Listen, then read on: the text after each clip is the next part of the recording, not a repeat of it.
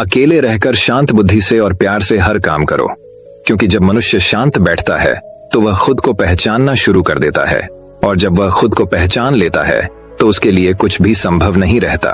वह अच्छाई के मार्ग पर चलता रहता है और अंततः उसको सफलता अवश्य ही मिलती है। इसी सिख गौतम बुद्ध ने कई सालों पहले उस वक्त की पीढ़ी को क्यों दी थी?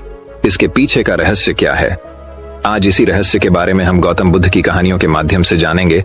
तो बिना देर किए चलिए उन कहानियों की शुरुआत करते हैं। पहली कहानी, बुद्ध, आम और बच्चे की कहानी।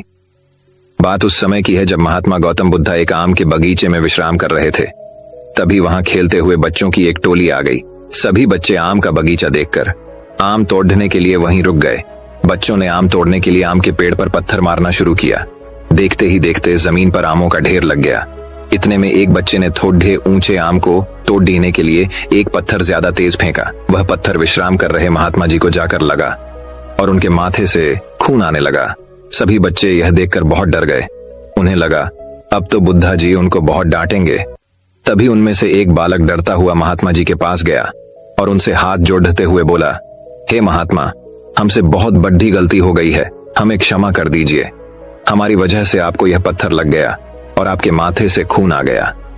इस बात को सुनकर महात्मा बुद्ध ने बच्चों से कहा, मुझे इस बात का दुख नहीं है कि मुझे पत्थर लगा, पर दुख इस बात का है कि पेड़ढे को पत्थर मारने से पेड़ढे तुम्हें मीठे फल देता है, लेकिन मुझे पत्थर मारने से तुम्हें डर मिला। इस तरह अपनी बात पूरी करके महात्मा जी आगे चल दिए और बच्चे भी आम बटोरकर वापस अपने अपने घर चले गए। कहानी से सीख। इस कहानी के माध्यम से महात्मा गौतम बुद्ध हमें बताना चाहते हैं कि कोई अगर हमारे साथ बुरा व्यवहार करता है तब भी हमें उसके साथ अच्छा व्यवहार ही करना चाहिए। जिस प्रकार पेड़ढे को पत्थर मारने पर भी वह बदले में मीठे फल ही देता है, उसी प्रकार हमें भी सभी के साथ मधुर व्यवहार रखना चाहिए। तो दोस्तों, अब चलिए हमारे दूसरे कहानी की शुरुआत करते हैं। दूसरी कहानी, गौतम बुद्ध की एक प्रेरक कहानी, पुष्प के बदले शरण। एक बार की बात है जब गौतम बुद्ध जी मगध राज्य के एक गांव में ठहरे हुए थे। गांव से थोड़ा बाहर एक मोची अपने परिवार के साथ रहता था। उस मोची के घर के पास एक तालाब था। एक दिन रोज की तरह सुबह मोची तालाब किनारे पानी लेने गया। वहां उसने तालाब में एक बहुत ही अद्भुत पुष्प देखा। वह पुष्प देखने में बहुत ही सुंदर था और चमत्कारिक भी प्रतीत हो रहा था। मोची ने तुरंत ही अपनी पत्नी को बुलाया और वह पुष्प उसे दिखाया। मोची की पत्नी आध्यात्मिक और धर्म में आस्था रखने वाली थी। वह पुष्प को देखते ही समझ गई कि जरूर कल यहाँ से गौतम बुद्ध जी गुजरे होंगे। उन्हीं के प्रताप से यह पुष्प खिला है। पुष्प को चमत्कारिक मानकर मोची ने एक योजना बनाई। उसने अपनी योजना के बारे में पत्नी को बताया कि वह इस पुष्प को राजा को देगा और उनसे खूब सारी स्वर्ण मुद्राएं लेगा। उसकी पत्नी ने भी सोचा कि यह पुष्प उनके किसी काम का नहीं है, इसे राजा को ही दे दो, कम से कम कुछ कमाई तो होगी। पत्नी की सहमति के बाद मोची राजमहल की ओर निकल गया। राजमहल के रास्ते में उसे एक व्यापारी मिलता है। मोची के हाथ में पुष्प देखकर वह रुक जाता है। वह मोची से पूछता है कि भाई, ये पुष्प लेकर कहाँ जा रहे हो? मोची कहता है कि मैं ये पुष्प लेकर राजा के पास जा रहा हूँ।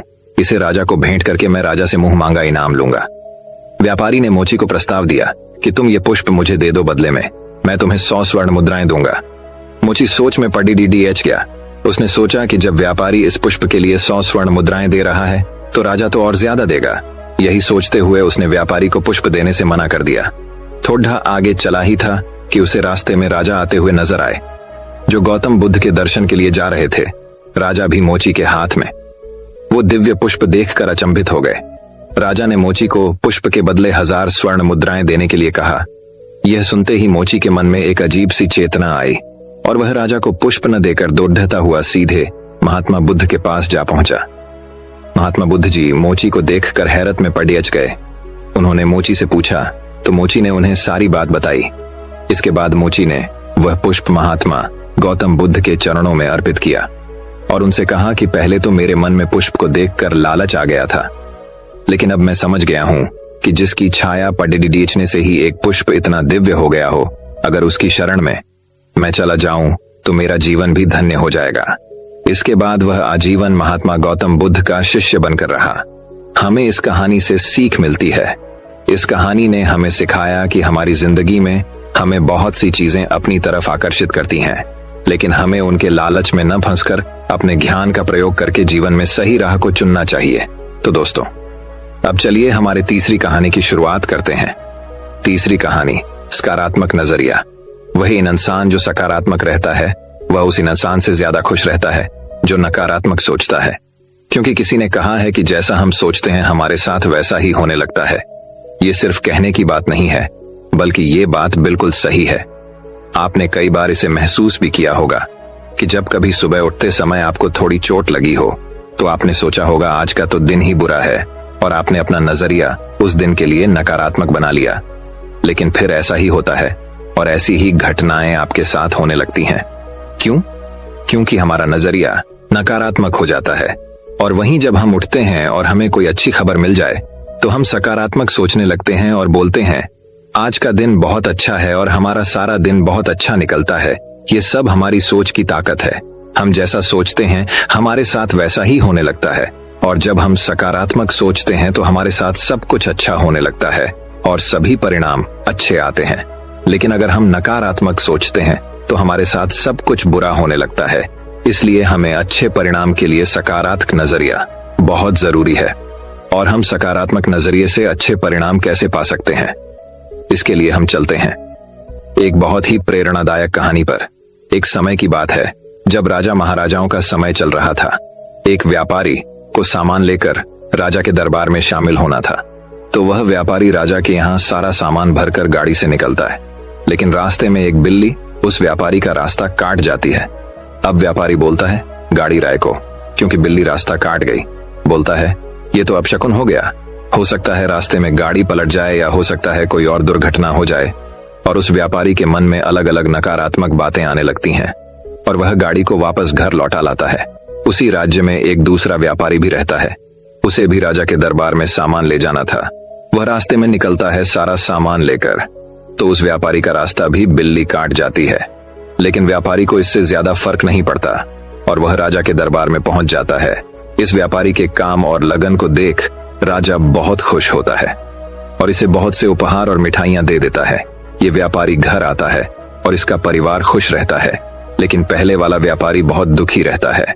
पहले वाला व्यापारी राजा के दरबार नहीं पहुंचता तो राजा उसे दंड देता है और उसे कारावास में डाल देते हैं, और उसके सारे परिवार वाले परेशानी में आ जाते हैं। और व्यापारी सोचता है कि ये जो बुरा हो रहा है उस बिल्ली के कारण हो रहा है जो उसका रास्ता काट गई थी। लेकिन ये सब तो सिर्फ उसकी नकारात्मक सोच का परिणाम था। सीख, अगर हमारी सोच नकारात्मक होगी तो हमारे परिणाम भी खराब आएंगे। लेकिन अगर हम अच्छी मेहनत करें और सकारात्मक सोच रखेंगे तो हमारे परिणाम भी अच्छे आने लगेंगे। अपनी सोच को सकारात्मक रखना चाहिए। जो हुआ अच्छे के लिए हुआ, ये सोच हमें रखनी चाहिए। हो सकता है कुछ लोग ये तो सब बोलने की बात है, सकारात्मक नजरिया रखने से कुछ नहीं होता है। लेकिन क्या आपको पता है, एक व्यक्ति अगर गलत काम में भी सकारात्मक नजरिए से काम करता है तो उसे सिर्फ वही काम अच्छा लगने लगता है। भले ही लोग कुछ भी कहें, आज की दुनिया में लोग अलग अलग तरह के काम करते हैं। व्यक्ति का काम दूसरे व्यक्ति को गलत लगता है तो वही काम दूसरे व्यक्ति के लिए भगवान होता है। ऐसा क्यों होता है? लोगों को जो काम गलत लगता है वही काम उस व्यक्ति को सही लगता है। ऐसा क्यों होता है? ये सब उस व्यक्ति का उस काम के प्रति नजरिया होता है। बहुत सारे लोगों को नेटवर्क मार्केटिंग बिजनेस गलत लगता है, लेकिन वही काम कुछ लोग दिल और जान लगाकर करते हैं, क्योंकि उनका नजरिया उस काम के प्रति सकारात्मक होता है। यही कारण होता है कि एक व्यक्ति के लिए वही काम अच्छा होता है और दूसरे व्यक्ति के लिए वही काम गलत होता है। सकारात्मक नजरिया रखने के फायदे। सकारात्मक नजरिया रखने वाला व्यक्ति हर चीज में कुछ अच्छा खोज लेता है, जिससे उसका जीवन सरल और सुखी हो जाता है। सकारात्मक नजरिया आपको परिस्थिति पर काबू रखने में मदद करता है। सकारात्मक नजरिया जीवन की परेशानियों को कम कर देता है। जैसे अगर किसी के एक हाथ में फ्रैक्चर आ गया तो क्या उसे रोते ही रहना चाहिए या ये शुक्रिया करना चाहिए कि दूसरा हाथ तो सलामत बचा है? ये सब हमारे नजरिए पर निर्भर करता है। सकारात्मक नजरिया हमें आगे बढ़ने के लिए प्रोत्साहित करता है, क्योंकि आप आज बहुत मेहनत कर रहे हो, पर हो सकता है आपको आज अच्छे परिणाम न मिल रहे हो, तो हो सकता है आप काम छोड़ दें। लेकिन अगर आप सकारात्मक नजरिए के साथ काम करेंगे तो कुछ समय बाद परिणाम भी आने ही लगेंगे, जिससे हमें बड़ी सफलता मिल सकती है। सफलता पाने के लिए हमें अपना नजरिया सकारात्मक ही रखना होगा, क्योंकि अच्छे परिणाम के लिए अच्छा नजरिया होना जरूरी होता है, क्योंकि हम वह करने वाले हैं जो किसी ने नहीं किया। तो हमें उस चीज पर विश्वास करना ही होगा। तो दोस्तों, अब चलिए हमारे चौथे कहानी की शुरुआत करते हैं। चौथी कहानी, गुरु की महिमा, सबसे प्रेरणादायक कहानी। कहते हैं, जिसकी जिंदगी में गुरु नहीं, उसकी जिंदगी अभी शुरू नहीं। और यह बात बिल्कुल सही है, क्योंकि गुरु की महिमा वही जानता है जिसको गुरु ने जीरो से हीरो बना दिया। जैसे जिंदा रहने के लिए सांसों की जरूरत होती है, उसी तरह जिंदगी में सफलता पाने के लिए सही गुरु की जरूरत होती है। जो व्यक्ति गुरु की महिमा को नहीं समझता है, वह ठोकरें खाता रहता है। इसलिए गुरु की महिमा जानना बहुत ज्यादा जरूरी है, क्योंकि गुरु हमें सभी समस्याओं से बचाता है, क्योंकि उन्हें पता होता है कि कहाँ क्या समस्या आती है और समस्या का हल कैसे करना है। सफलता वही पाता है जो गुरु की महिमा को जानता और समझता है, क्योंकि कई बार ऐसा होता है कि व्यक्ति के पास गुरु तो होते हैं, लेकिन वह उनकी बातों को और उनके महत्व को नहीं समझता है। और जो व्यक्ति गुरु के महत्व को समझता है, वह सफलता पाता है। भारत देश में पहले से ही गुरुओं का महत्व सर्वोच्च पर रखा जाता है। हो सकता है कि आपने कबीर जी के दोहे पढ़े हो, तो शायद आपको याद हो कि उन्होंने गुरु को भगवान से भी ऊपर रखा है। आपको इन लाइनों से समझ आ जाएगा। गुरु गोविंद दोनों खड़ी डिडिए है, काके लागू पाए, बलिहारी गुरु आपने, गोविंद दियो बताए अर्थ।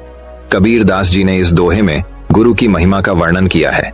वे कहते हैं कि जीवन में कभी कभी ऐसी स्थिति आ जाती है कि जब गुरु और गोविंद एक साथ खड़े होकर मिलें तो पहले किसे प्रणाम किया जाए। गुरु ने हमें गोविंद से मिलवाया है, इसलिए गुरु का स्थान गोविंद से भी ऊंचा है। ये सिर्फ कुछ शब्द नहीं है, बल्कि ये सब समस्याओं का समाधान हो सकता है। बस आपका नजरिया सही होना चाहिए। जैसा नजरिया हम रखेंगे वैसा ही हमें नजर आएगा। एक साधु जंगल में सालों से तपस्या कर रहे थे। उनका एक शिष्य था जो उनका ध्यान रखता था और उनकी सेवा करता था। उस साधु की महिमा इतनी थी कि वहां के आसपास जितने भी गांव थे, वहां से सभी लोग उनके दर्शन करने आया करते थे। एक दिन जब साधु अपनी समाधि से जागे तो उन्होंने सभी को दर्शन दिए और सबको आशीर्वाद दिया। उनके शिष्य ने बोला कि महाराज, मेरे लिए क्या आज्ञा है? तो साधु अपने शिष्य को बाकी की शिक्षा देते हैं। जब शिष्य की शिक्षा पूरी हो जाती है तो वह साधु से बोलता है कि अब मैं भी दूसरी जगह जाकर साधना करूंगा। तो साधु जी उसे समझाते हैं कि अगर कोई समस्या आए तो मुझे जरूर याद करना। उसके बाद साधु को प्रणाम कर शिष्य वहां से निकल जाता है। जंगल में भटकते भटकते वह काफी दूर निकल जाता है, पर उसे कोई ऐसी जगह नहीं मिली जहां वह तपस्या कर सके। फिर एक जगह पर रुक कर वह थोड़ा आराम करता है। फिर वह आगे की ओर निकल जाता है। थोड़े आगे चलते ही उसे एक ऐसी जगह मिल जाती है जहां पर वह तपस्या कर सके। शिष्य सोचता है कि मुझे एक जिन को बुलाना चाहिए ताकि वह उससे अपने सारे काम करा पाए। शिष्य जिन को बस में करने के लिए तपस्या करने लग जाता है। कई दिन निकल जाते हैं, महीनों निकल जाते हैं, और फिर अपने तप के प्रभाव से जिन को अपने बस में कर लेता है। जैसे ही जिन प्रकट होता है, जिन बोलता है, हुकुम मेरे आका, मुझे कोई काम बताओ, अगर मैं फ्री हुआ तो मैं तुम्हें खा जाऊंगा।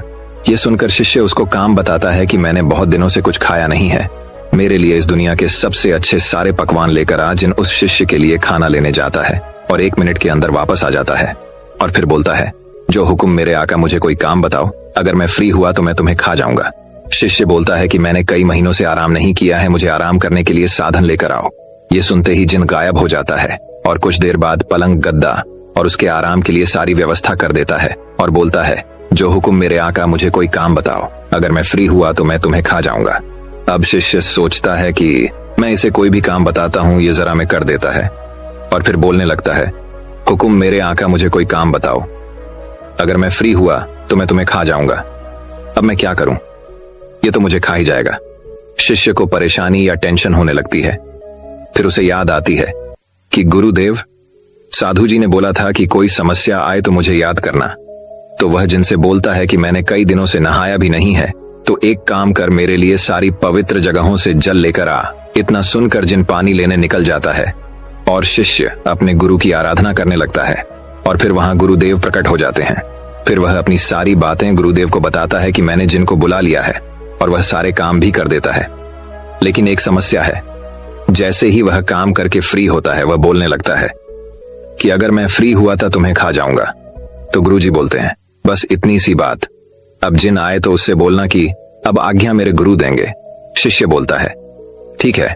जैसे ही जिन पवित्र जल लेकर आता है तो जिन बोलता है, हुकुम मेरे आका, मुझे कोई काम बताओ, अगर मैं फ्री हुआ तो मैं तुम्हें खा जाऊंगा। शिष्य जिन से बोलता है कि अब तुझे आज्ञा मेरे गुरु देंगे। इतना सुनकर जिन गुरु जी से बोलता है, हुकुम मेरे आका, मुझे कोई काम बताओ, अगर मैं फ्री हुआ तो मैं तुम्हें खा जाऊंगा, वस गुरुदेव, जिनसे बोलते हैं कि एक काम कर, एक 20 फीट लंबा वांस लेकर आ। जिन तुरंत लेकर आ जाता है, फिर गुरुदेव से बोलता है, हुक्म मेरे आका, अगर मैं फ्री हुआ तो मैं तुम्हें खा जाऊंगा। गुरुदेव उससे बोलते हैं कि अब इस 20 पर तब तक चढ़ उतर जब तक मैं तुझे कोई दूसरा काम नहीं बता देता। फिर उस शिष्य की समस्या का समाधान हो जाता है। यही होती है गुरु की महिमा, और यही होता है नेटवर्क मार्केटिंग में। हमारे जो गुरु रहते हैं वह इसी तरह हमारी रक्षा करते हैं, क्योंकि जब हम कुछ सीख रहे होते हैं तो ऐसी बहुत सारी समस्याएं होती हैं जो हमें समझ में नहीं आती, लेकिन हमारे गुरुदेव उस समस्या को चुटकियों में समाप्त कर देते हैं। इसीलिए जिंदगी में एक सही गुरु का होना बहुत जरूरी होता है, खासकर नेटवर्क मार्केटिंग बिजनेस में। मैंने यहां बोला है सही गुरु का होना जरूरी होता है, ना कि आप किसी को भी अपना गुरु बना लें। जिस प्रकार शादी के लिए आप बहुत सोच समझकर पार्टनर चुनते हैं, उससे भी ज्यादा जरूरी है सही गुरु को चुनना।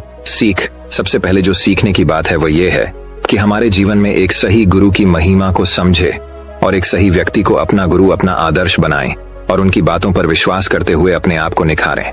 तो दोस्तों, अब चलिए हमारे 5वीं कहानी की शुरुआत करते हैं। 5वीं कहानी, तोते का सूप, एकता की ताकत। भारत के लोग बड़े ही शौकीन होते हैं, और ये बात सिर्फ अभी की नहीं। जब राजा महाराजाओं का समय था तब से ही राजा महाराजाओं के शौक के बड़े चर्चे होते हैं। राजा महाराजाओं को जानवर पालने का बहुत शौक रहता था, और आज भी लोगों को पालतू जानवर पालने का बहुत शौक होता है। एक व्यक्ति था जिसका नाम था धन्ना सेठ। धन्ना सेठ एक जाना पहचाना अमीर व्यक्ति था, जिसकी पूरे शहर में चर्चा रहती थी। धन्ना सेठ की जो पत्नी थी उसको जानवर पालने का बहुत शौक था। उसके पास तोता, मुर्गा और बकरा पले हुए थे, क्योंकि धन्ना सेठ जब अपनी दुकान पर जाता तो सेठानी तोते को खिलाती और अपना मनोरंजन करती। लेकिन इन सभी पालतू जानवरों के साथ एक चूहा भी रहता था, जिससे सेठानी बहुत परेशान रहती थी, क्योंकि चूहा सेठानी के कई सारे कपड़ों को कुतर देता था।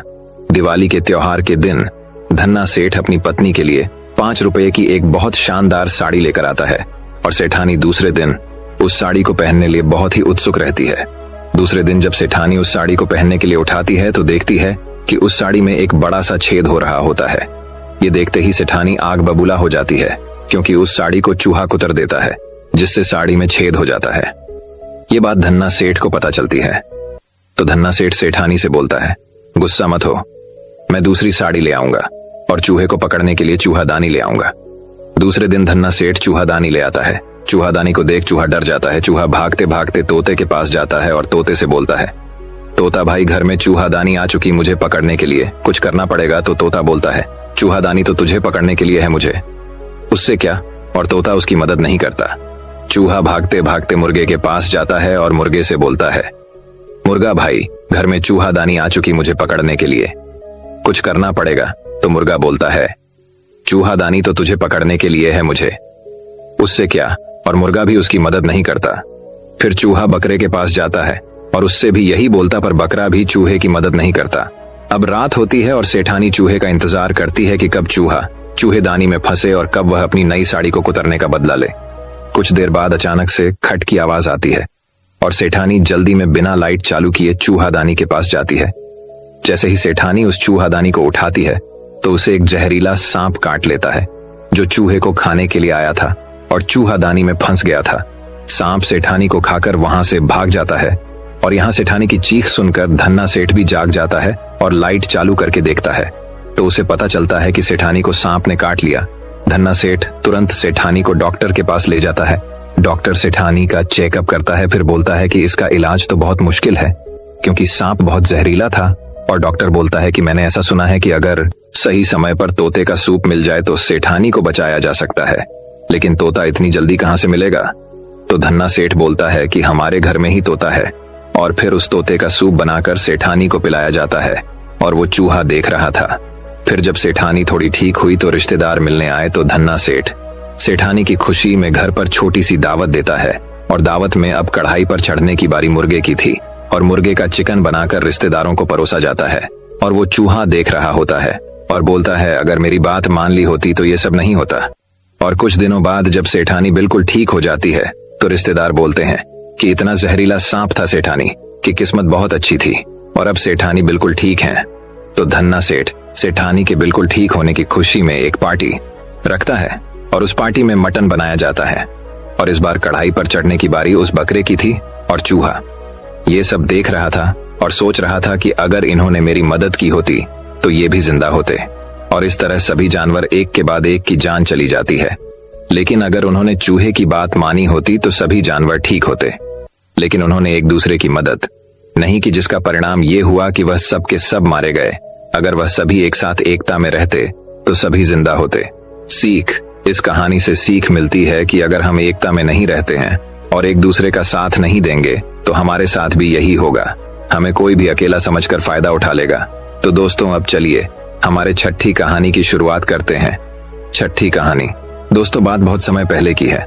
सड़कों पर रहने वाले अधीर का जीवन एक सरलता और उदाहरण की कहानी बन गया था। उसका एकमात्र ख्वाब था वह अमीर बनना। वह अपनी गरीबी से बहुत परेशान था और चाहता था कि उसका जीवन कभी बदले और वह जल्द से जल्द अमीर बन जाए। अधीर का दिल उसके गांव के पास रहने वाले दूसरे अमीर व्यापारी विक्रम से बहुत अधिक लालची था।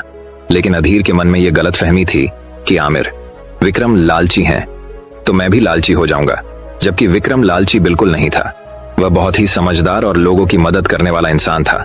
विक्रम का घर बड़ा था, उसके पास हर रोज नई नई गाड़ियां बदलती थीं और उसकी सोने की घड़ी बेशक महंगी थी, परंतु उसका बर्ताव और उसका स्वभाव उसे सबसे हटकर बना देते थे। एक दिन अधीर का लालच इतना बढ़ गया था कि वे अब तय किया कि वह विक्रम के बराबर बनेगा। उसने अपने मन में तय किया और अमीर बनने का निर्णय लिया। उन्होंने सोचा कि यदि वह विक्रम के जैसा होता है तो उसे भी यह सब मिल सकता है जो उसे चाहिए। अधीर ने अपनी शुरुआत की, लेकिन उसने कभी भी विक्रम की तरह आत्मसमीक्षा नहीं की और विक्रम की तरह दूसरों की मदद करने में विशेष रुचि नहीं ली। उसका मानना था कि उसका हर कदम अमीरी की दिशा में है, चाहे वह किसी को भी चोट पहुंचे या ना पहुंचे। एक दिन गांव में एक अमृत वृक्ष खिला। इस वृक्ष का फल बड़ा ही रहस्यमय और अद्वितीय था। इस फल को लेकर गांव वाले उत्साहित हो रहे थे। यह फल अमृत से कम नहीं था और जिसने भी इसे खाया उसने अत्यंत सुख से भरी जिंदगी जीता था। अधीर ने सुना कि इस फल का स्वाद अत्यधिक स्वादिष्ट और आकर्षक है, लेकिन जो फल उगे थे वे सब खत्म हो चुके थे।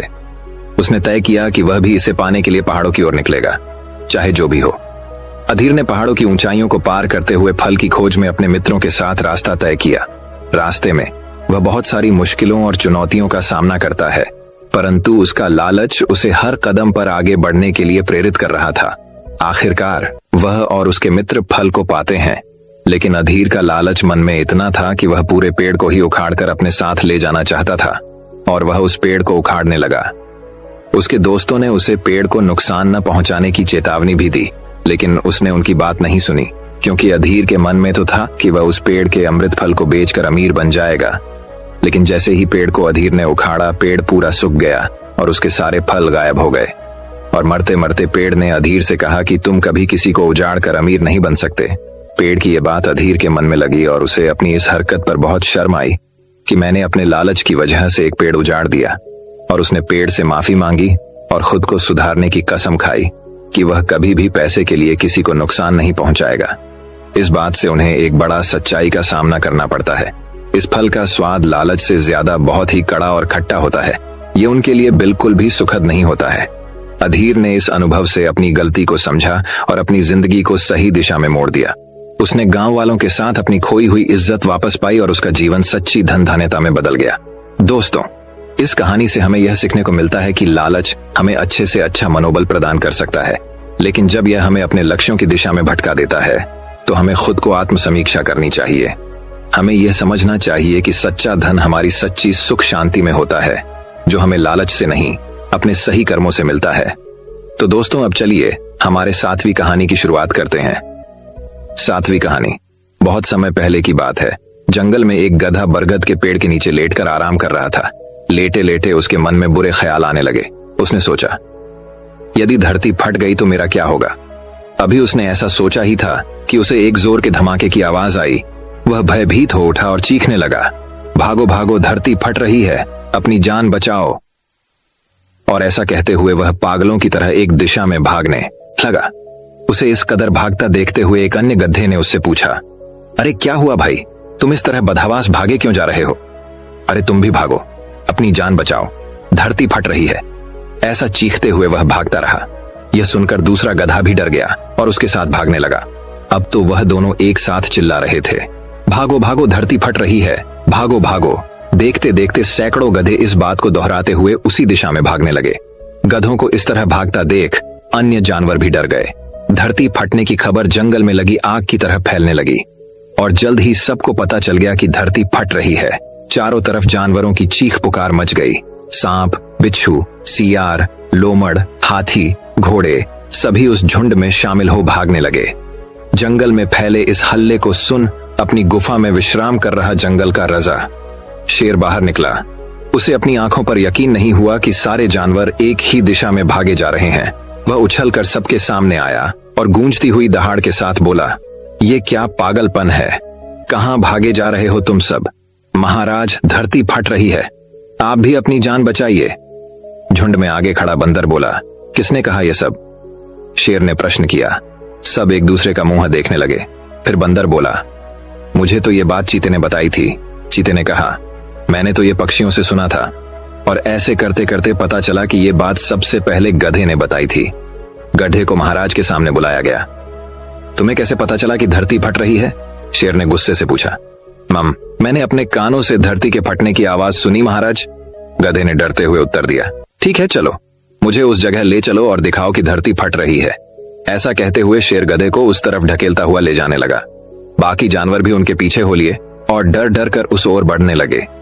बरगद के पास पहुंचकर गधा बोला, हुजूर, मैं यहीं सो रहा था कि तभी जोर से धरती फटने की आवाज आई। मैंने खुद उड़ती हुई धूल देखी और भागने लगा। शेर ने आसपास जाकर देखा और सारा मामला समझ गया। उसने सभी को संबोधित करते हुए बोला, ये गधा महामूर्ख है। दरअसल पास ही नारियल का एक ऊंचा पेड़ है और तेज हवा चलने से उस पर लगा एक बड़ा सा नारियल नीचे पत्थर पर गिर पड़ा। पत्थर सरकने से आसपास धूल उड़ने लगी और ये गधा न जाने कैसे इसे धरती फटने की बात समझ बैठा। शेर ने बोलना जारी रखा, पर भाइयों, ये तो गधा है, पर क्या आपके पास भी अपना दिमाग नहीं है? जाइए, अपने घर जाइए और आइंदा से किसी अफवाह पर यकीन करने से पहले 10 बार सोचिएगा। इस कहानी से हमें यह सीख मिलती है कि हमें किसी की भी बातों पर अंधा विश्वास नहीं करना चाहिए। पहले उस बात को पूरी तरह समझ और उस बात को गहराई से अपनी बुद्धि लगाकर सोचकर ही कोई भी निर्णय लेना चाहिए। अगर दुनिया एक ही दिशा में भागे तो हमें भी उसी दिशा में नहीं जाना है। हमें कोई और मार्ग खोजना है जिससे हम उन सभी के आगे निकल सके। तो दोस्तों, अब चलिए हमारे 8वीं कहानी की शुरुआत करते हैं। 8वीं कहानी, किसान की समस्या। सालों पहले गुमथा गांव में रहने वाला एक किसान काफी दुखी था। वो अपनी जीवन की छोटी छोटी परेशानियों को लेकर उदास रहता था और अपने दुख के बारे में लोगों को बताता फिरता था। एक दिन उसे किसी ने सलाह दी कि तुम गौतम बुद्ध के पास चले जाओ, वे तुम्हारी समस्याओं का कोई न कोई हल जरूर निकाल देंगे। उस व्यक्ति की बात सुनते ही दूसरे दिन वो किसान सीधे महात्मा बुद्ध के पास पहुंच गया। गौतम बुद्ध के पास पहुंचकर उन्हें प्रणाम करते हुए उसने बताया कि मैं एक किसान हूं और मैं खेती करके जीवनयापन करता हूं। मैं यहाँ अपनी समस्याओं का समाधान लेने के लिए आया हूं। दरअसल कई बार हमारी फसल अच्छी होती है तो कभी बिल्कुल भी नहीं होती। इससे मैं बहुत परेशान हो जाता हूं। इतना कहने के बाद किसान ने आगे कहा कि मेरी पत्नी है और वो मुझसे बेहद प्रेम करती है, पर कभी कभी वो मुझे बहुत परेशान करती है। उससे मैं तंग आ गया हूं और कभी कभी लगता है कि अगर वो मेरे जीवन में नहीं आती तो मैं कितने अच्छे से रहता। इस तरह वह अपनी सारी परेशानियां महात्मा बुद्ध को सुनाता रहा और वो उसकी बातें सुनते रहे जब तक किसान बात कर रहा था। तब तक गौतम बुद्ध एक शब्द भी नहीं बोले। वो बस ध्यान से किसान की ही बातें सुन रहे थे। परेशानी बताते हुए किसान बोलता है कि मेरा एक बच्चा भी है, वो है तो काफी अच्छा, पर कई बार मुझे परेशान करता है और मेरा कहना नहीं मानता। उसके ऐसे व्यवहार से मुझे लगता है कि वो मेरा बच्चा नहीं है। ऐसा कहते हुए किसान अपनी सारी परेशानी को बताता गया। इस तरह किसान ने अपने जीवन का सब कुछ जो उसे सताता था और दुखी करता था वो गौतम बुद्ध को बता दिया। अब किसान के पास उन्हें बताने के लिए कुछ भी नहीं बचा और उसका मन काफी हल्का हो गया। महात्मा बुद्ध से सब कुछ कहने के बाद वो उनसे अपनी परेशानियों के समाधान की उम्मीद लगाए बैठा था। काफी देर तक गौतम बुद्ध के जवाब का इंतजार करने के बाद बेसब्र होकर किसान ने ऊंची आवाज में महात्मा बुद्ध से पूछा, क्या आप मेरी समस्याओं को लेकर कुछ नहीं कहेंगे? तब गौतम बुद्ध बोले, मैं तुम्हारी किसी तरह से भी मदद नहीं कर सकता। किसान ने महात्मा बुद्ध से ऐसे जवाब की उम्मीद नहीं की थी। वो उनका जवाब सुनकर हैरान हो गया। उसे अपने कानों पर भरोसा नहीं हो रहा था। उसने भगवान बुद्ध से पूछा कि ये आप क्या बोल रहे हैं? क्या आप मेरी समस्याओं का समाधान नहीं कर सकते? मैंने सुना है कि आप सभी की समस्याओं का समाधान करते हैं। तो मेरी समस्याओं का क्यों नहीं करेंगे। महात्मा बुद्ध इस बात पर किसान से कहते हैं कि आपके जीवन में जितनी कठिनाइयां हैं उतनी हर किसी के जीवन में होती है, और सबको अपनी छोटी समस्याएं भी बड्ढी लगती हैं। आपके जीवन में कोई ऐसी समस्या नहीं है जो दूसरों को न हो। हर व्यक्ति को अपने जीवन में सुख दुख का सामना करना पड़ता है। हम चाहे जितनी भी कोशिश कर लें, लेकिन हमारे जीवन में सुख और दुख दोनों आएंगे ही आएंगे। कई बार हमारे अपने हमें बेगाने लगने लगते हैं, तो कई बारी बेगाने हमें अपने लगने लगते हैं। सभी का जीवन ऐसी समस्याओं से घिरा हुआ है जिसका कोई समाधान नहीं है। अगर किसी के जीवन से एक समस्या जाती है तो दूसरी समस्या आ जाती है। ऐसे में तुम एक समस्या का आज समाधान कर लोगे तो तुम्हें कल दूसरी समस्या का सामना करना पड़ रहेगा। यही जीवन का एक अटल सत्य है। बुद्ध की बातें सुनकर किसान को गुस्सा आ जाता है और वो उन्हें बोलता है कि लोग आपको महात्मा कहते हैं। मैंने लोगों से यह भी सुना है कि आप सबकी परेशानी दूर करते हैं, पर मेरी समस्या का निवारण करने के बजाय आप मुझे फिजूल की बातें बता रहे हैं। मैं आपके पास बहुत उम्मीद लेकर आया था, पर अब मुझे लग रहा है कि आपके पास मेरा आना व्यर्थ हुआ। मैंने जो भी आपके बारे में सुना था वो सब झूठ है। महात्मा बुद्ध को इतना कहकर किसान वहां से जाने लगता है। तभी उससे भगवान बुद्ध कहते हैं कि तुमने जो समस्याएं बताई हैं उनका मैं समाधान नहीं कर सकता, पर मैं तुम्हारी दूसरी परेशानी का निवारण कर सकता हूँ। बुद्ध की बातें सुनकर किसान हैरान हो गया और बुद्ध से कहता है कि मैंने जो समस्या बताई उसके अलावा मुझे कोई और समस्या नहीं है, और है भी तो मुझे उसका ज्ञान क्यों नहीं है। बुद्ध उनसे कहते हैं कि आपकी समस्या यह है कि आप नहीं चाहते हैं कि आपके जीवन में किसी तरह की समस्या हो, खुद को किसी तरह की समस्या न हो। ये सोच रखना ही दूसरी समस्याओं का कारण बनता है। आपको यह स्वीकार कर लेना चाहिए कि हर व्यक्ति के जीवन में किसी न किसी तरह की समस्या होती है। ये सोचना छोड़ दो कि आप इस दुनिया के सबसे दुखी इंसान हो। आपको अपने आसपास के लोगों को देखना चाहिए, क्योंकि बाकी लोग भी किसी न किसी चीज से परेशान और दुखी हैं। जीवन में सुख और दुख आकर ही रहेंगे, उसे कोई नहीं बदल सकता। बस तुम्हें दोनों ही स्थिति में खुद को काबू में रखना होगा। इससे दुख का असर तुम पर ज्यादा नहीं होगा। ऐसे में तुम्हें यह सोचना छोड़ना होगा कि तुम्हारे जीवन में समस्या न हो, तभी तुम हर समस्या का आसानी से सामना कर पाओगे। बुद्ध की बातें सुनकर किसान उनके पैरों पर गिर गया और उनसे माफी मांगने लगा। वो समझ चुका था कि महात्मा बुद्ध उससे क्या कहना चाह रहे हैं। इस कहानी की सीख, हमें अपनी छोटी छोटी परेशानियों के लिए किसी से शिकायत नहीं करनी चाहिए, बल्कि उन परेशानियों का खुद से सामना करना चाहिए। कैसे भी परिस्थिति हो, अपने आप पर चिंता और डर को हावी मत होने दो। हमेशा सकारात्मक सोचो। बुरा वक्त अपने आप चला जाएगा और आप डरेंगे भी नहीं। बुरी स्थिति में भी हमेशा सकारात्मक सोचो और खुश रहो। ऐसा करने से आपको सफलता अवश्य मिलेगी। तो बिना देर किए चलिए उन कहानियों की शुरुआत करते हैं। पहली कहानी, एक पत्थर से मूर्ति बनने तक की अद्भुत कहानी।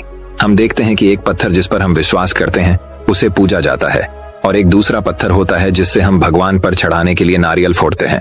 पत्थर तो एक ही होता है, लेकिन एक पत्थर छैनी हथौड़े की मार झेलकर भगवान बन जाता है और दूसरा छैनी हथौड़े की मार से टूट जाता है। लेकिन जिस पत्थर ने पहले दर्द को सह लिया उसको पूजा जाता है, और जिस पत्थर ने पहले दर्द को सहन नहीं किया उसको बाद में बार बार दर्द मिलता है। जिस पत्थर से हम नारियल फोड़ते हैं ये वही पत्थर होता है जो थोड़े दर्द से टूट जाता है। कई बार हम देखते हैं कि एक व्यक्ति बहुत सफल होता है और वहीं एक व्यक्ति असफल होता है। ऐसा क्यों होता है और इसके पीछे का सही कारण क्या होता है? जो व्यक्ति सफल होता है उसे देखकर कई लोग ये भी बोलते हैं कि इसकी किस्मत अच्छी थी, लेकिन उसके पीछे का संघर्ष कोई नहीं देखता। और आज की कहानी उन्हीं लोगों के लिए है जो कहते हैं कि सफलता किस्मत से मिलती है। एक बार की बात है कि एक खुशहाल पति पत्नी बाजार गए तो उन्होंने वहां एक बहुत ही सुंदर मूर्ति देखी। तो लड़की उस मूर्ति को खरीद लेती है और घर ले आती है। घर पर सभी लोग उस मूर्ति की तारीफ करने लगते हैं। वह लड़की उस मूर्ति की ओर देखकर कहती है कि यह मूर्ति दुनिया की सबसे सुंदर मूर्तियों में से एक है। इतने में उस मूर्ति से आवाज आती है, मैं तो सिर्फ एक मामूली पत्थर थी, लेकिन पत्थर से मूर्ति बनने तक में मुझे बहुत सारी चुनौतियों का सामना करना पड़ा। क्या आप इस सफर के बारे में जानते हो? लड़की डर जाती है और बोलती है, नहीं। तब पत्थर अपनी कहानी सुनाता है। पत्थर से मूर्ति बनने तक का सफर एक मूर्तिकार था जो बहुत ही सुंदर मूर्ति बनाता था। वह मूर्ति बनाने के लिए कुछ पत्थरों को चुनता है और उन्हें घर ले आता है। जब मूर्तिकार पत्थर को मूर्ति बनाने के लिए उस पर छैनी और हथौड़ों से वार करता है तो पत्थर के अंदर से दर्द भरी आवाज आती है, आह, मुझे बहुत चोट लगी है।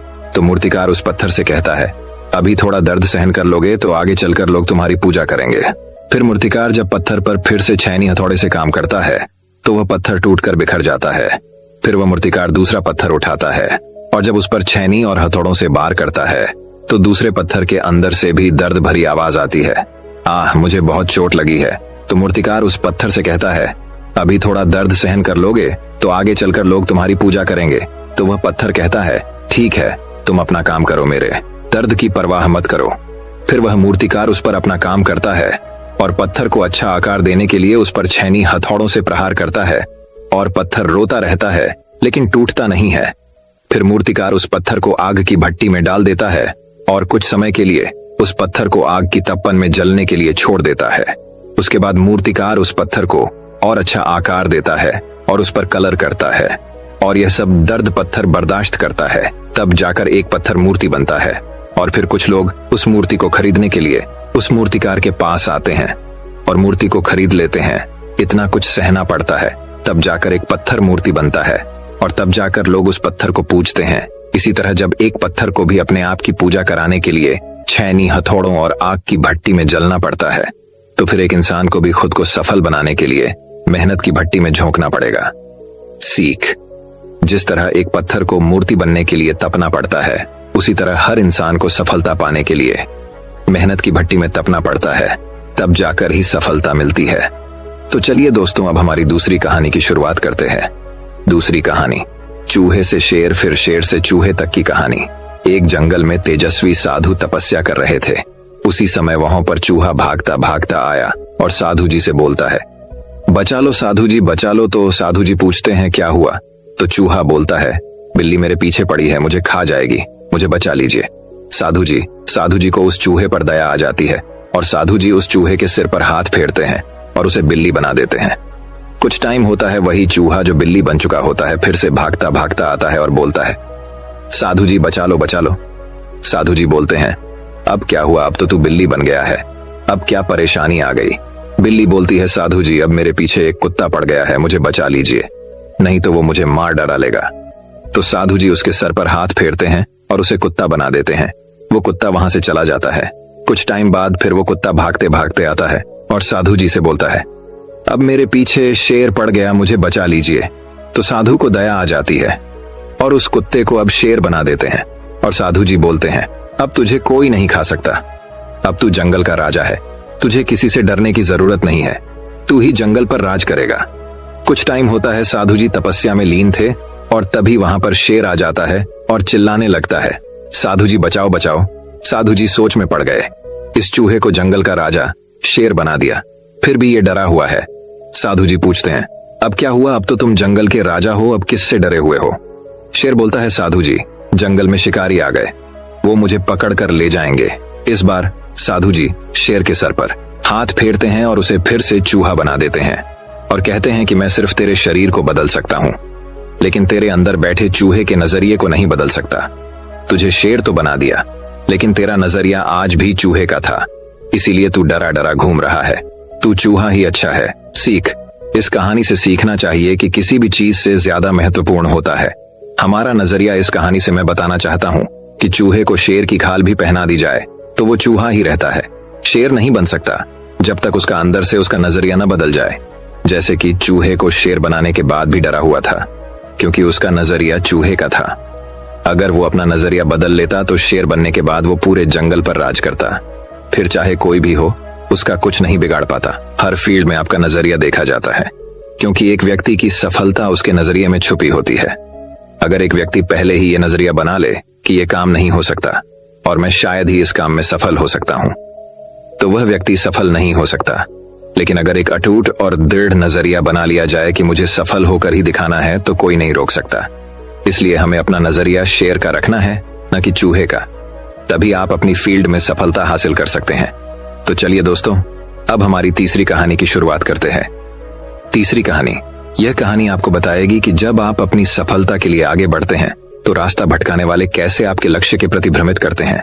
तो आइए शुरुआत करते हैं कहानी की। एक गांव में एक बहुत ही प्रसिद्ध पंडित रहा करता था। उस पंडित का नाम श्याम था।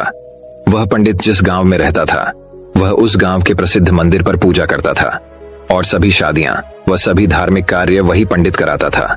वह पंडित इतना प्रसिद्ध था कि आसपास के सभी गांवों में उसकी चर्चा हुआ करती थी। और सभी लोग उस पंडित का बहुत आदर किया करते थे। श्याम पंडित इतने प्रसिद्ध थे कि सभी लोग उन्हीं से अपना धार्मिक कार्य कराने के लिए दूर दूर गांव से बुलाया करते और अच्छा दान दिया करते थे। एक बार पंडित जी अपने गांव से दूसरे गांव शादी कराने गए हुए थे। वह गांव पंडित जी के गांव से 4 से 5 गांव छोड़कर था। पंडित जी जब शादी कराने के बाद वहां से लौट रहे थे तो उन्हें एक बकरी भेंट स्वरूप दी गई। जब पंडित जी बकरी को लेकर लौट रहे थे तो वह पैदल पैदल अपने रास्ते बकरी को लेकर धीरे धीरे आ रहे थे, क्योंकि उनका गांव 4 गांव के बाद था। जिस रास्ते से पंडित जी लौट रहे थे उस रास्ते पर 4 ठग यानी चोर रहते थे और वह आने जाने वाले लोगों को लूटा करते थे। जब उन 4 ठगों ने पंडित जी को देखा तो बोलने लगे, आज तो सुबह से कोई नहीं मिला है और हमारे खाने पीने की व्यवस्था भी नहीं हुई। चलो आज पंडित जी को ही लूट लेते हैं, इनसे ये बकरी चुरा लेते हैं। लेकिन उनमें से एक ठग बोलता है, अगर पंडित जी को मारा पीटा तो सारे गांव वाले हमें छोड़ेंगे नहीं और हमें बहुत पाप लगेगा। तो ठग एक नई तरकीब निकालते हैं पंडित जी से बकरी छुड़ाने की और चारों ठग अपने अपने काम पर लग जाते हैं। पंडित जी जब पहले गांव पहुंचने वाले होते हैं तो वहां पहला ठग उन्हें मिलता है, जो एक साधारण व्यक्ति की तरह पंडित जी से राम राम करता है और उनके पैर पड़ने के लिए झुकता है, लेकिन रुक जाता है और पंडित जी से बोलता है, पंडित जी आप तो बहुत प्रसिद्ध पंडित हैं और लोग आपकी बहुत इज्जत करते हैं, लेकिन आप इस गड्ढे के साथ क्या कर रहे हैं? तो पंडित जी गुस्सा हो जाते हैं और बोलते हैं, अरे मूर्ख, ये गड्ढा नहीं, ये बकरी है, बकरी। लेकिन वह ठग उनसे कहता है कि ये बकरी नहीं, ये तो गड्ढा है।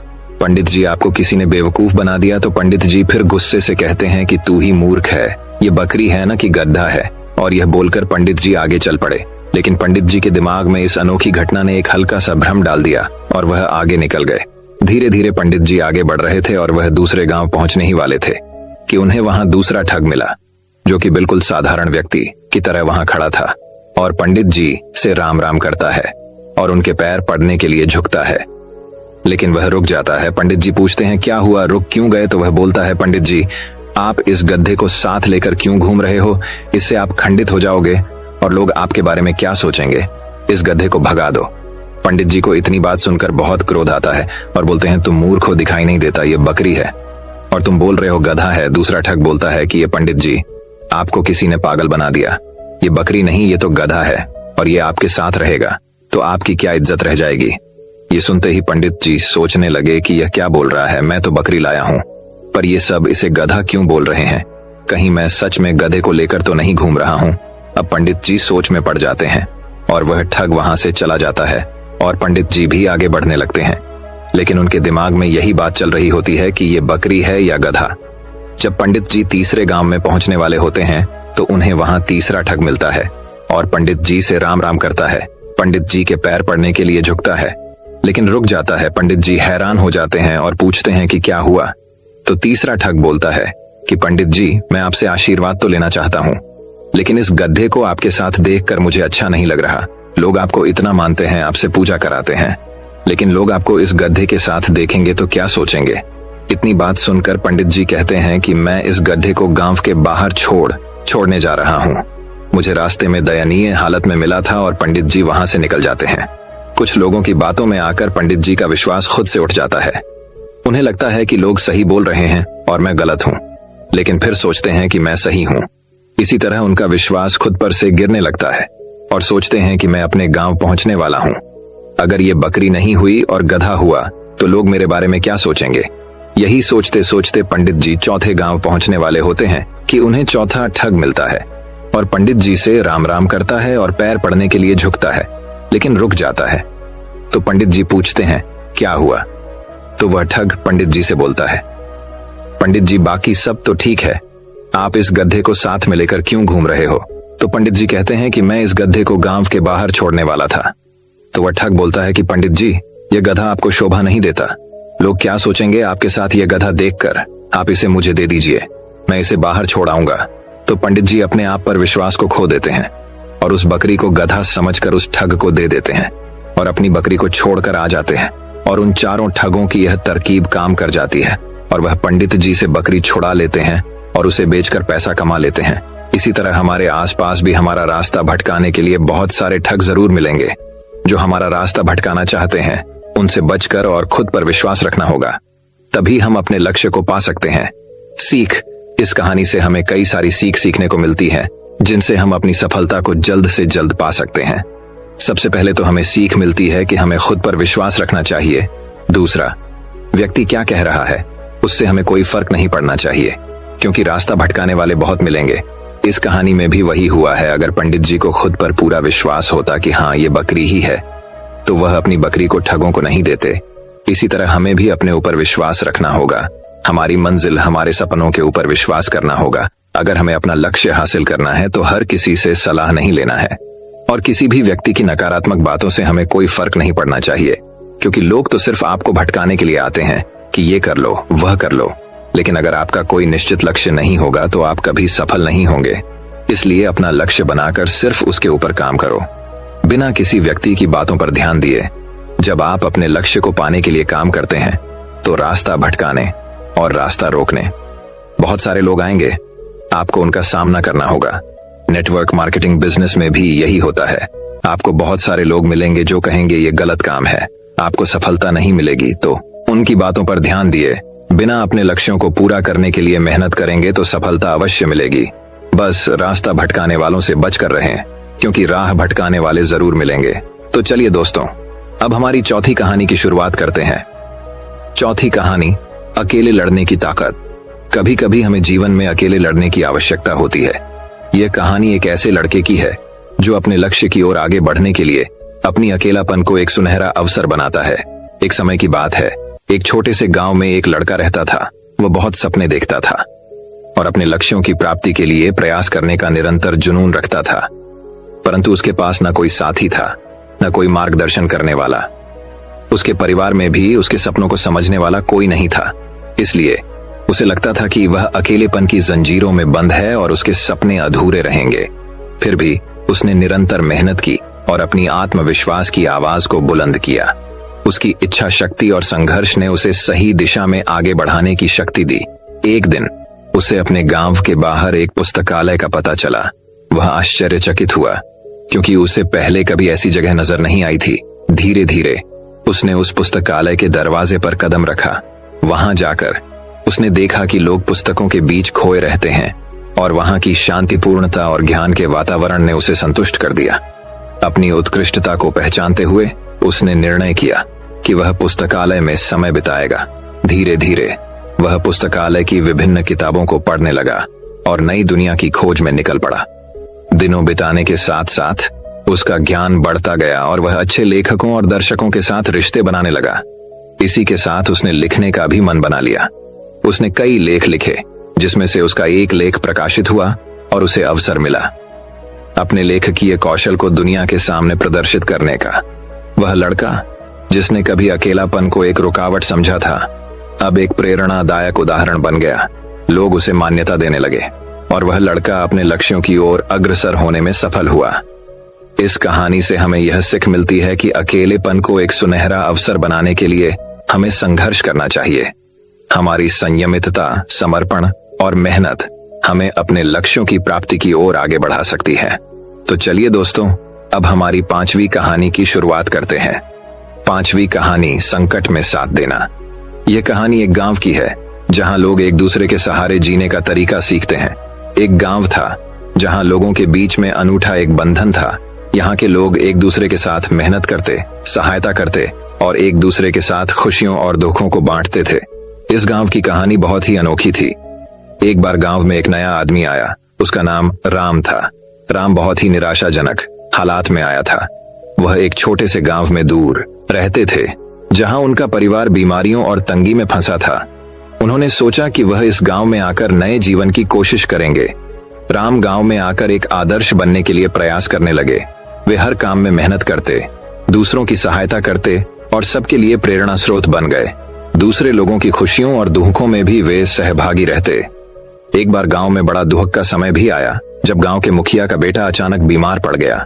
उसकी स्थिति गंभीर थी और उसके परिवार को इलाज के लिए पैसों की आवश्यकता थी, लेकिन गरीबी के कारण परिवार के पास इतनी धनराशि नहीं थी। जब राम ने इसे सुना, उन्होंने तत्परता से अपनी सभी बचत की राशि का उपयोग करके परिवार की मदद की। वे नहीं चाहते थे कि इस दुखी परिवार को किसी भी हमारी तरह जूझना पड़े। उन्होंने बचत की राशि के साथ साथ दूसरे गांव वालों को भी अपील की। और उन्होंने भी उस परिवार की सहायता की। इस आपातकाल में गांव वालों ने एक बड़ी टीम बना ली। सभी ने मेहनत करके और अपने संगठन के साथ मिलकर इलाज के लिए पैसे इकट्ठा किए। थोड़े समय के बाद बेटे का इलाज हुआ और वह पूरी तरह स्वस्थ हो गया। इस घटना के बाद गांव वालों के मदद करने के इरादे एक दूसरे के साथ और भी मजबूत हो गए। यह उनकी सद्भावना, नेकी और सामर्थ्य का परिणाम था। वे सभी ने समझा कि दूसरों की मदद करके ही हमारा असली लक्ष्य पूरा होता है। वह गांव अब एक परिवार की तरह था, जहां हर कोई एक दूसरे का सहारा था। यहाँ के लोग अपनी खुशियों और दुखों को साझा करते, एक दूसरे की मदद करते और अपने संघर्षों को साथ में झेलते थे। वे सब मिलकर इस दुनिया में एक सुंदर और समृद्ध जीवन जीने का तरीका सीख गए। तो चलिए दोस्तों, अब हमारी छठी कहानी की शुरुआत करते हैं। छठी कहानी, सपनों की उड़ान। इस कहानी में हम एक छोटे से गांव की बच्ची की कहानी सुनते हैं, जो अपने सपनों को पूरा करने के लिए कठिनाइयों का सामना करती है। एक छोटे से गांव में लक्ष्मी नाम की एक बच्ची रहती थी। वह बहुत ही संवेदनशील और सपनों की दुनिया में खोई रहने वाली थी। लक्ष्मी के दिल में एक सपना था कि वह एक दिन अपने गांव को ऊंचाइयों तक ले जाएगी और उसे खुशहाली और सम्मान की ऊंचाइयां प्राप्त होंगी। लक्ष्मी के पास गरीबी के कारण कई कठिनाइयां थीं। उसके परिवार को रोजगार की कमी थी और उन्हें बुनियादी आवश्यकताओं को पूरा करने के लिए संघर्ष करना पड़ता था। लेकिन लक्ष्मी नहीं हारी। वह हमेशा अपने सपनों के पीछे लगी रहती थी। उसका पहला कदम उसने शिक्षा में आगे बढ़ाकर उठाया। गांव में उसके स्कूल नहीं था, लेकिन उसने खुद को पढ़ाई के लिए समर्पित कर दिया। वह दूसरे गांव जाती और पढ़ाई के लिए पूरी मेहनत करती। संघर्ष और कठिनाइयों के बावजूद वह अपने लक्ष्य की ओर बढ़ रही थी। लक्ष्मी की दृढ़ता और मेहनत ने उसे सफलता की ओर ले जाया। उसने अपनी पढ़ाई पूरी की और उच्च शिक्षा हासिल की। जब वह वापस अपने गांव लौटी तो उसने गांव के लिए प्राइवेट स्कूल शुरू किया। वह हर बच्चे को शिक्षित करना चाहती थी। उसका पढ़ाने का तरीका बेहद अनोखा था, जिसके कारण वहां के बच्चे बुद्धिमान बनने लगे। लक्ष्मी के संघर्ष और प्रगति की कथा गांव के लोगों को प्रेरित करने लगी।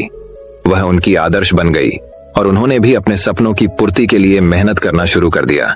इस तरह लक्ष्मी ने अपने गांव को ऊंचाइयों तक ले जाने में सहायता की और लोगों को आर्थिक और सामाजिक रूप से सशक्त बनाया। यह कहानी हमें सिखाती है कि हमें अपने सपनों के पीछे दृढ़ता से खड़े होना चाहिए। कठिनाइयों के बावजूद हमें अपनी मेहनत और समर्पण बनाए रखने की आवश्यकता होती है। जब हम अपने सपनों के प्रति विश्वास रखते हैं और मेहनत करते हैं, तो हम आपातकाल में भी सफलता की ओर बढ़ सकते हैं। तो चलिए दोस्तों, अब हमारी 7वीं कहानी की शुरुआत करते हैं। 7वीं कहानी, खुशी का राज। एक बार की बात है, एक गांव में एक महान आरशी रहते थे। उस गांव के लोग उस आरशी का बहुत ही सम्मान करते थे। गांव के सभी लोगों को जब भी कोई समस्या हो तो वे आरशी अपनी समस्या का समाधान अवश्य बताते थे। सभी गांव वाले उस आरशी से बहुत प्रसन्न थे। हर बार कोई नई समस्या लेकर उस आरशी के पास आए और महान आरशी उस समस्या का हल बताएं। एक बार एक व्यक्ति उस आरशी के पास एक प्रश्न करता आया और आरशी से पूछा कि गुरुजी, मैं एक प्रश्न करता चाहता हूँ। तो आरशी ने कहा कि प्रश्नोत्तरी क्या है? तो वह व्यक्ति कहता है, मैं खुश कैसे रह सकता हूँ, मेरी खुशी का राज क्या है? इतने में आरशी ने जवाब दिया कि आपको मेरे साथ जंगल में घूमना होगा। कुछ समय बाद वह व्यक्ति खुशी का राज देखने के लिए आरशी के साथ जंगल में जाने के लिए निकलता है और दोनों जंगल में जाते हैं।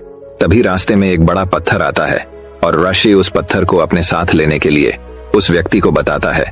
उसने आरशी के आदेश पर व्यक्तिगत रूप से उस पत्थर को अपने हाथों में उठाया हुआ माना।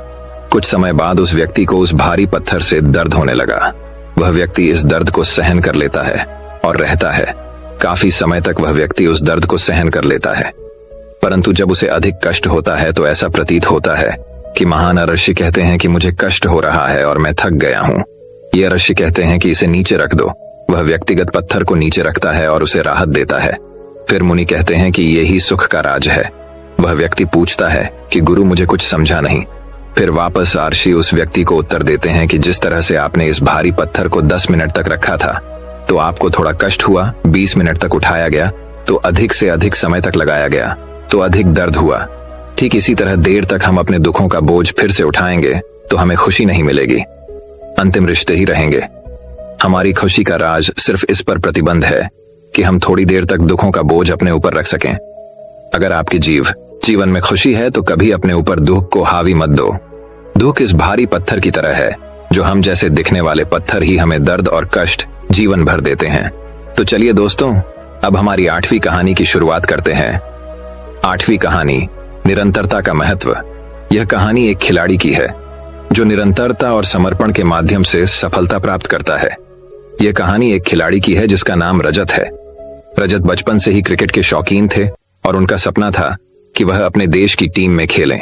वह हमेशा अपने लक्ष्य को प्राप्त करने के लिए निरंतर और समर्पित रहता था। रजत के पास कोई प्रशिक्षक नहीं था, लेकिन वह हमेशा दिल से खेलते थे और प्रतिदिन क्रिकेट के क्षेत्र में समय बिताते थे।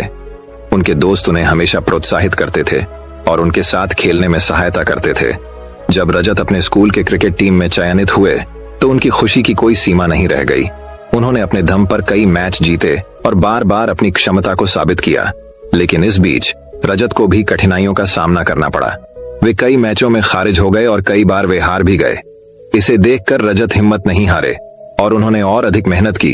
वे खुद को समय समय पर मार्गदर्शन के लिए फिल्में और वीडियो देखने का समय निकालते थे। वे अपनी तकनीक को सुधारने के लिए कोच से सलाह भी लेते थे। रजत की संघर्ष भरी मेहनत और समर्पण के कारण वे अपनी खुद की धारणा को मजबूत करने में सफल रहे। समय बीतते ही रजत का खेलने का अनुभव बढ़ता गया और उन्होंने अपनी क्षमता में सुधार देखा। उन्होंने अपने देश की युवा टीम में चयनित होने का गर्व महसूस किया और उसके बाद से उन्होंने अपनी सफलता के लिए और अधिक प्रयास किए। आज रजत अपनी देश की प्रमुख क्रिकेट टीम में खेल रहे हैं और वे निरंतर उन्नति कर रहे हैं। उनकी कहानी हमें यह सिखाती है कि हमें अपने लक्ष्यों के प्रति निरंतर प्रयास और समर्पित रहना चाहिए और हमेशा प्रयास करते रहना चाहिए, चाहे हमें कितनी भी कठिनाइयां आएं। विजय और सफलता उस व्यक्ति की मेहनत और समर्पण पर निर्भर करती है जो कभी हिम्मत नहीं हारता। तो चलिए दोस्तों, अब हमारी 9वीं कहानी की शुरुआत करते हैं।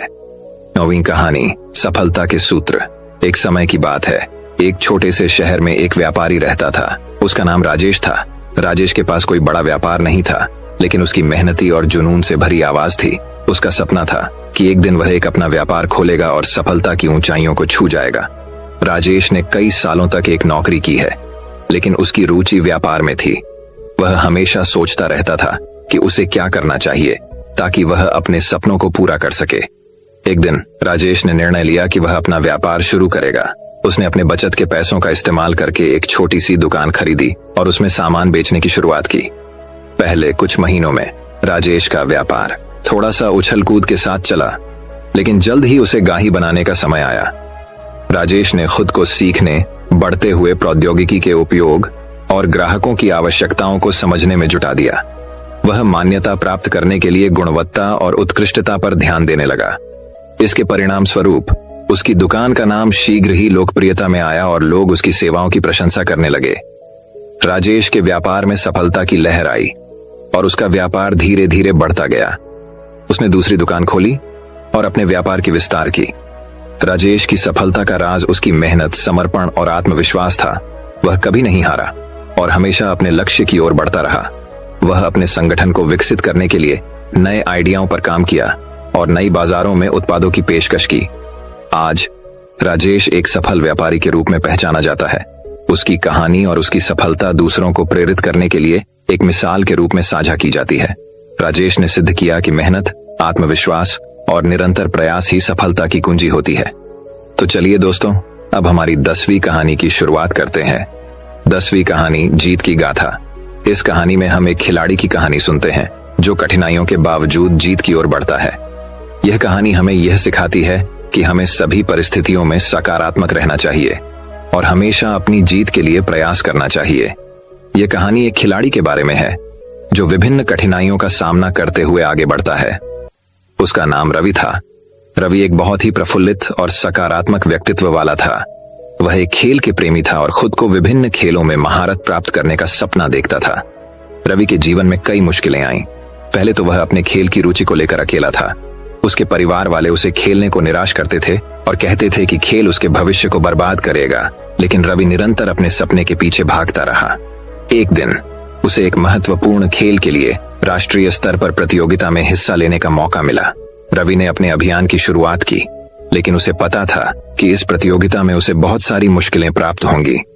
प्रतियोगिता के दौरान रवि को कठिनाइयों का सामना करना पड़ा। वह अपनी प्रदर्शन क्षमता में कमी महसूस कर रहा था और एक समय ऐसा आया जब उसे लगा कि उसकी हार तय हो चुकी है, लेकिन उसने हार मानने की बजाय सकारात्मक सोचने का निर्णय लिया। रवि ने खुद को सामर्थ्य और संयम से भरपूर महसूस करने का प्रयास किया। वह निरंतर मेहनत करता रहा और अपने को सुधारने के लिए प्रयास करता रहा।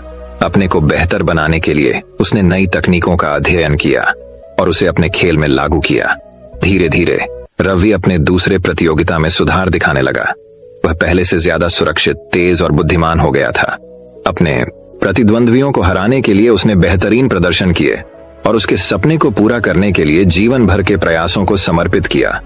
अंततः उसकी मेहनत और समर्पण ने उसे विजयी बना दिया। उसने राष्ट्रीय स्तर की प्रतियोगिता जीती और खुद को साबित किया कि सकारात्मक सोच और अथक प्रयास से कोई भी लक्ष्य हासिल किया जा सकता है। रवि की इस कहानी से हमें यह सीख मिलती है कि जीवन में हमेशा सकारात्मक रहना चाहिए। भले ही हमारे सामर्थ्य को कितनी भी मुश्किलें आए, हमेशा अपने लक्ष्य के प्रति संकल्पित रहना चाहिए और अपने को सुधारने के लिए प्रयास करना चाहिए। हार मानने की बजाय हमें उससे सीख लेनी चाहिए और आगे बढ़ने के लिए तत्पर रहना चाहिए। इन मोटिवेशनल कहानियों को पढ़कर आपको निरंतरता, समर्पण, आत्मविश्वास और संघर्ष की महत्वपूर्णता का अनुभव होगा। ये कहानियां आपको आगे बढ़ने के लिए प्रेरित करेंगी और आपको अपने लक्ष्यों की ओर ले जाएंगी। तो चलिए दोस्तों, अब हमारी 11वीं कहानी की शुरुआत करते हैं। 11वीं कहानी, इंतजार का फल सब्र का फल मीठा होता है। आपने इस मुहावरे को जरूर सुना होगा। आज हम इस कहानी से जानते हैं कि इसका मतलब क्या होता है। जब सूर्य अस्त होता है तब हल्की फुल्की सादृश्यता उत्पन्न होती है और चारों ओर शांत वातावरण एक अंधेरे सा छा जाता है। सभी जीव जंतु, पशु पक्षी अपने अपने निवास स्थान पर चले जाते हैं और ऊंची ऊंची हवाएं चलने लगती हैं। हम जब भी आकाश की ओर देखते हैं तो सूर्य अस्त होता है। उसी समय आकाश में तारे टिमटिमाने आते हैं। कुछ तारे अत्यंत आकर्षक हैं, लेकिन कुछ कम आकर्षक हैं। अधिक टिकाऊ वाले निगम पर हमारी नजर बहुत कम है, इसलिए हम उन पर ध्यान नहीं दे पाते और उनकी प्राकृतिक फीकी पड़ जाती है। लेकिन उन सब में से एक ऐसा तारा होता है जो और भी चमकता है, जो आने से पूरा आकाश जगमगा जाता है। वह इतनी सुंदर और चमकदार होती है कि उसकी जगमगाते लोगों के चेहरे पर खुशी आ जाती है। हम उसे स्वाति नक्षत्र के नाम से जानते हैं। परम चमकदार और सुंदर होता है, जिसके आने से लोग खुश हो जाते हैं। बाकी के नक्षत्र स्वाति नक्षत्र से ईर्ष्या करते हैं और अपनी इस तृष्णा की कथा को श्री नारद मुनि को अर्पित करते हैं। नारद मुनि ने उन सभी को समझाया जिनमें कहा गया है कि देखो, जो भी सब्र करता है उनकी कीर्ति दुनिया में है। और मुझे स्पष्ट रूप से पता चलता है कि आप लोगों में धैर्य नहीं है, इसलिए आप लोग सायंकाल में घटित होते सब्र का फल मीठा होता है। आपने इस मुहावरे को जरूर सुना होगा। आज हम इस कहानी से जानते हैं कि इसका मतलब क्या होता है। जब सूर्य अस्त होता है तब हल्की फुल्की सादृश्यता उत्पन्न होती है और चारों ओर शांत वातावरण एक अंधेरे सा छा जाता है। सभी जीव जंतु, पशु पक्षी अपने अपने निवास स्थान पर चले जाते हैं और ऊंची ऊंची हवाएं चलने लगती हैं। हम जब भी आकाश की ओर देखते हैं तो सूर्य अस्त होता है। उसी समय आकाश में तारे टिमटिमाने आते हैं, होते ही तुरंत जगमगाने लगते हैं। लेकिन स्वाति नक्षत्र भारी समय के बाद आकाश के करीब आता है और उसकी सतह इतनी अधिक हो जाती है, सभी लोगों के चेहरे पर मुस्कान आती है। ऐसा कहा जाता है कि सब्र करना चाहिए, क्योंकि उसका फल हमें मीठा होता है। यदि तुम देर से आकाश में टिमटिमाते होते तो भी महत्वपूर्ण होते और तारामंडल भी लोग अलग नाम से जानेंगे। नारद मुनि द्वारा बताई गई बात सभी स्टैंडर्ड को समझ आ गई। सब्र का फल मीठा होता है, यह बात हम सभी जानते हैं और हम लोगों ने इसे महसूस भी नहीं किया है। मैं हमेशा अपने कार्यों को पूरा करने के लिए उसके परिणामों के इंतजार के बाद उतावला हो जाता हूँ, या फिर अपने आने वाले कार्यों को पूरा करने के लिए उतावला हो जाता हूँ, जिससे मेरा आने वाला कार्य प्रकाशित हो जाता है। परंतु मुझे ऐसा नहीं करना चाहिए। मुझे सब्र करना चाहिए उस परिणाम का या उस आने वाले कार्य का जिससे मुझे वह कार्य अच्छा लगा और उसका परिणाम भी अच्छा हो गया। हम जानते हैं कि प्रारंभिक रूप से मूल्यांकित उत्पाद हमेशा आपके गोल से बाहर होते हैं। हमें धैर्यवान बने रहने की जरूरत है, तभी हमें जीवन में सफलता मिलेगी। हमें किसी भी कार्य में साहस दिखाने की आवश्यकता नहीं है, फिर भी सफलता के द्वार खुलते हैं। हिम्मत ही ऐसा हथियार है जो इंसान के दिमाग का संतुलन बनाए रख सकता है और आगे आने वाली फिल्म को देखने के लिए नए रास्ते को बता सकता है। बड़े बड़े महात्माओं और महापुरुषों के द्वारा भी बताया गया है कि हमें भी किसी कार्य में सफलता प्राप्त हो तो उसे चिंता मुक्त करना चाहिए। दोस्तों, मैं उम्मीद करता हूं कि यह कहानी सुनने से आपके जीवन में अच्छे बदलाव आए होंगे। आपको इस वीडियो से क्या सीखने मिला, ये कमेंट करके जरूर बताएं और अपने परिवार, दोस्तों या आपके करीबी इंसान के साथ ये कहानी शेयर करके उन्हें भी इस ज्ञान से परिचित करवाएं। बाकी अगर आपको यह वीडियो दिल से अच्छी लगी हो तभी इस वीडियो को लाइक कर देना, और आपने अब तक इस चैनल को सब्सक्राइब न किया हो तो चैनल को सब्सक्राइब भी जरूर कर देना। आपका हर दिन शुभ हो और खुशियों से आपका जीवन भरा रहे। धन्यवाद। नमो बुद्धाय।